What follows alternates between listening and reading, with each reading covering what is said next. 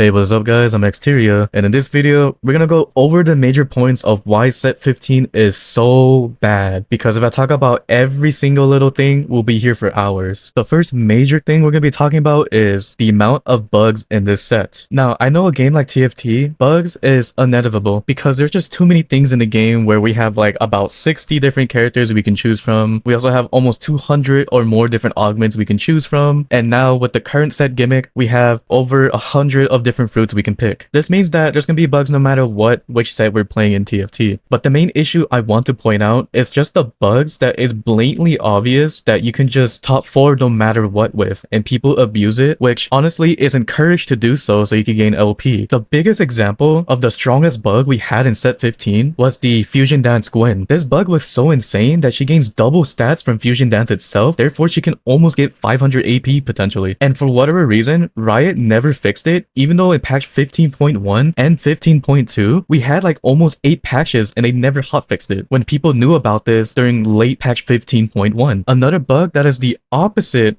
of the Fusion Dance Gwen is where if you pick this, you'll potentially have a higher likely chance to lose the game. And they added this new fruit in patch 15.4, which is called Veteran. This fruit turns any of these units, Kalista, Katarina, or Xayah, into a mentor unit. So this means that you have to be careful on how you play the board, since if you have, say for example, a Veteran Katarina, and you have out an Udyr that's also a mentor unit, they will cancel each other out and mentor is no longer active. And here's where the bug comes in. When you put the Veteran fruit on Kat, you have a chance for it to not work. Therefore, you technically could play Udyr with Katarina, even though they're both mentors. The mentor trait would activate because Katarina is basically not a mentor anymore. So this means that the Veteran fruit is basically non-existent on Katarina. This means that you are down the fruit while everyone else has one fruit up on you, which is a huge disadvantage to you. As of right now in patch 15.4b, the Veteran fruit is disabled, and as you see here, Socialite on Aatrox is also disabled, not because it's bugged, but due to balancing. And this is another main topic I want to tap into next. Now, we all know that balance and TFT doesn't mix well together. It's basically like oil and water. So with that being said, I'm not here to complain about how bad the metas are. What I am going to complain about is how bad the power level of each unit is and some of their kits, and also why half of the items in TFT are useless. Same with augments. To tackle down each subject one by one, let's talk about the units first. And the main unit I want to bring up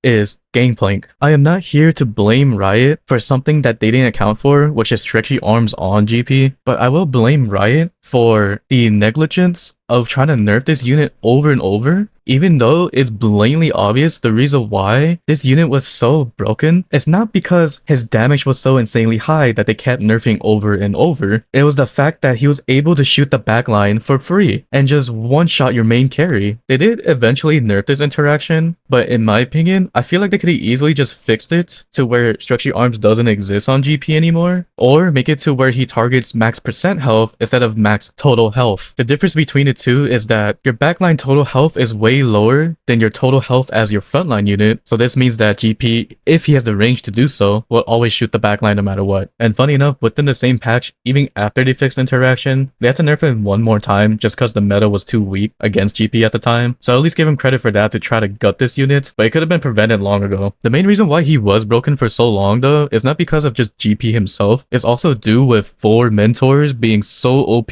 throughout the whole set that is still meta today. The 2 units that make this board so powerful is Udyr, that gives you free anti-heal on the board, so therefore you don't have to build anti-heal at all anymore. And Kubuko is just so goated as a tank that he doesn't die as easily. And on top of that, his 4 mentor version CCs units as well and does a ton of damage with that ability. So these 2's kit overall are just so good that you can play anything with 4 mentor. As of right now, we used to be able to play it with GP, but now he's gone. But right now we can play it with either vertical mentor with Rise, or we can play it with Kaisa, or potentially we can even play it with Xayah. There's just so much things you can do with 4 mentor. As long as they are relevant to the meta, you can just play anything with it. Another issues with the unit itself are the kits in set 15. The biggest example I'll use is Leona. Technically in any other set, a 4-cost Bastion or a Vanguard, whatever you're gonna call it in whatever set it is usually super flexible into any comp you want to play. However, Leona has a huge flaw in her kit, which is the potential part. In order for her her to use this, which is the best part of her kit, you have to activate 3 Academia, and even then having 3 is not enough, you need to play at least 5 or more. But then the problem is you're stuck with 2 or more Academia units that are useless unless they are really strong of the current meta.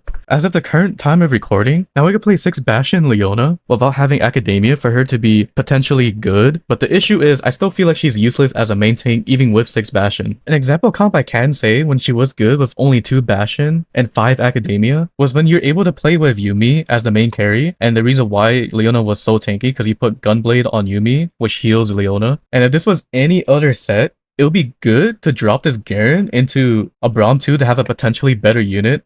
But the issue with this set is like the power scaling of Leona is just so weak that she has to have 5 Academia or more no matter what. So you have to keep the Garen in and you have to play this exact board no matter what. So this means that flex play is basically dead in set 15 for the most part, and you're stuck playing preset comps every single game. Technically what you can do is if for whatever reason you can't hit Cassante 2, you can switch it out to keep the 5 Academia ins though with Jace, and since he's a heavyweight, you can potentially throw out Poppy. But the problem with this board is so much weaker than having a Cassante on the board is because Poppy is kind of the same as Leona, where if you don't have enough Star Guardians on the board, she's potentially useless. So the power scaling of this set is just so heavily influenced on having more vertical traits on the board to power up these units. Since there is no support unit in this set, which is basically, for example, Gnar, he can power up your board by giving other units more attack damage, or essentially Zyra, which is like the best support unit, where she gives attack speed to the board. And there is no other units that really do this in this set. Besides not having support units, a good example of a really well done power unit would be Cassante. His power level is actually pretty insane because his kit overall is kind of broken, since he has potentially 2 lives, and he's probably the best tank in the game flexibility wise, because you could just play with just 2 protector and he'll just be your best tank you can ever have, which is kind of funny because it's the opposite of Leona, where just 2 Bastion is not enough, she will die. And I don't mind if, say for example, 7 Academia is strong at the moment, because that's just meta for balancing. It's fine if a vertical trait is strong for maybe like half a patch or full patch, and then next patch is weaker, which is okay, because you gotta keep the game fresh for a little bit, you know? You can't just have the same metas throughout the whole set, which the issue now is we do have the same meta throughout the whole set almost. 2 good example comps is basically anything to do with Malphite or anything to do with Mentor Mech. It's just been overpowered since the beginning of the set. And Yuumi's been strong for almost half the set, but now she's finally gutted for this patch, which, thank God. For the item balance, the craftable ones, where you can use 2 components to make an item, it's pretty balanced for the most part. There's nothing wrong with each of the items, they're all great. Even the lowest win rate ones, which is for example Guinsoo's Rageblade, is still a really good item overall, just due to because it gives you extra attack speed. Even though the stats is a little bit weaker, since they did nerf it last patch, it's still a great item to have on the board. My main issue with items is the artifacts, because as we see here, the best top 3 items is Manazane, Flicker Blades, and the Indomitable, which is good for like every comp in the game. Ignore the Wit's End, because this item is so overpowered on both Kog'Maw and Viego that they just inflate the stats, so this is kind of an outlier. But if we check towards the bottom of the artifact list, Silvermare doesn't really work on almost anyone anymore besides Darius and potentially Jace, but even then, win rate for this item is so low because this item in general is just so poorly made. Same with Talisman. I don't know why we still have Talisman in TFT in general, since this item literally loses you the game in almost every set it's been part of. Besides when it's first released, it was super broken because to activate this item, it was around 15 seconds, but now it takes 22 seconds to activate this item, which is basically almost towards the end of the round where you would potentially lose before then. And I would say Trenchcloak 2 is also another unnecessary item in the game, since it's either super bad or super good depending on the set. Like there's just so much garbage artifact items in the game. Like a good example I would say is Mittens. Like yes, it's good stats with a lot of attack speed and a lot of damage reduction, but the issue with this item is that the passive for this item gives you immunity to chill, which is a stat that doesn't really exist anymore in this set or even last set. So I don't know why we still have immunity to chill with this item when the stat just doesn't exist. Like pretty good like mid items would be like Hole Crusher. It's a pretty decent item overall, but it's not something you want to pick since this item really doesn't do anything at all in the game. Like there's just so many artifacts that's just useless that I don't see the point why we have it in the pool when you only want to pick like 3 different items here, unless it's specific items you need for a specific comp. since Kog'Maw uses every single artifact really well, that it doesn't really matter which one you put on him, or the specific one, for example, like I said earlier, with Xena Viego is super powerful, or another specific one, which is Ludus Tempest on either Ahri or even Jhin is really good on them. So there's just so many artifacts that just waste the pool space when you're trying to pick an artifact. Like if you want a really good, well done example of artifacts, I would say like anything to do with just base stats with a decent active, like Zonia's, is a very good item because it gives you a good amount of AP and a good amount of armor and magic resist stats, and the active is also really good since this item is basically invulnerability for about 4 seconds, which is kind of insane. Or if you just want like a base stat artifact, Deathfire's Grasp is a really good item itself too because it gives you a lot of AP, it gives you a lot of damage amp, you get a decent amount of mana regen, and the active is okay as well since it just does damage. If we had more artifacts like these, it would be fine to have a lot of artifacts, but the issue is the past couple sets, we just have so much useless artifacts where I feel like sometimes picking the Augment Portable Forge will make you lose a game sometimes. Even though artifacts are supposed to be like super strong items that can help you win a couple rounds, if not maybe win the game. That's just my take on how I see artifacts. It should be something that's just game changer to your board, not something where you take it and it makes your board 10 times weaker than it's supposed to be. And speaking of the Augment Portable Forge, there's just been a lot of garbage augments this set. Like almost half of the gold augments are useless. A good example would be Evil Beyond Measure. This augment literally doesn't do anything. Even if you play crew and 3-star everything, the amount of true damage you would do is less than 5% of your total damage you dealt on the board. This augment sounds like it's super OP where you gain a lot of true damage, but in the end, it literally does nothing. Another good example of a different augment that also literally does nothing as well is Piercing Sight. You do like almost no bonus true damage on the board. And if you want an example of a useless prismatic augment, Shopping Spree is something that you barely want to touch. Probably people take this augment 1 out of every 1,000 game or something like that because this augment is just that bad. Now, I don't have issues with augments where it's tied to specific comms or specific lines that you want to use them for. The main issue is we have so much garbage augments in the pool, like for example, the artifact argument earlier, that you potentially have a way just to lose a game just by clicking on these things. And that's my issue with the balancing of this set. It has nothing to do if some things are broken or some things are kind of weak. The issue is just some things are just unplayable for even the past couple of sets. So those are things I just want change and teamfight tactics in general. And that's basically all the major points I just want to talk about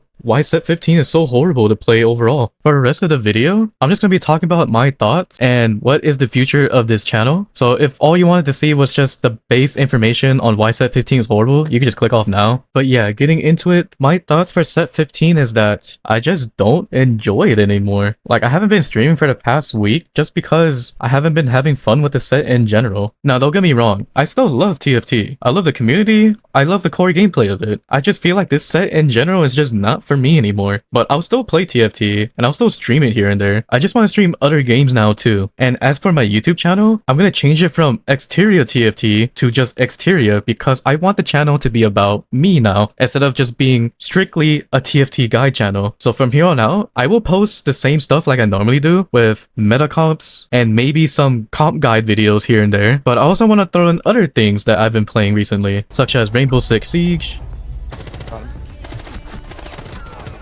Valorant. What the f? Dude, guys. Oh my god, leave me alone. Nice one. League of Legends.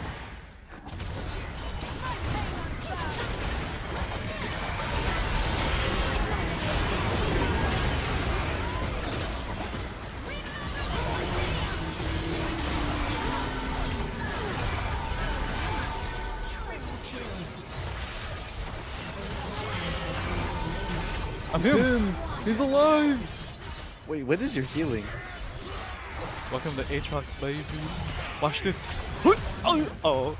Oh. I got it, don't worry.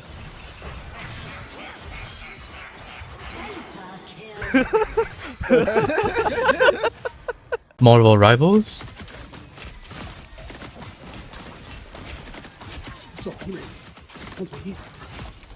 Apex Legends. These guys don't even notice me. See that? Alright, we're good.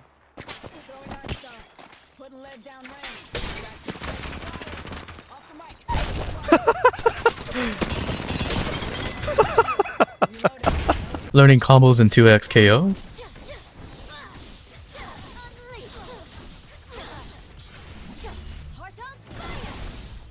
Or a sad failed attempt to pick up a girl with a cringy line. Can I be your snowflake? I promise I'll never melt away from your heart. Aww. I'm glad I turned my headset off. I couldn't handle it. That last clip, I did it for a donation. I swear, $20 is $20. Anyways, this doesn't mean that my passion for TFT is gone. I still love the game, and I'll still play it here and there. It's just, I want to play other games and try to experiment with different types of content because that's what I always wanted to do is be a content creator, not just a simple guide channel, until I can find the burning passion to keep playing TFT like almost every single day like I used to. So hopefully, set 16 can be a really fun set compared to set 15. So until then, I'll see you guys on the next set later.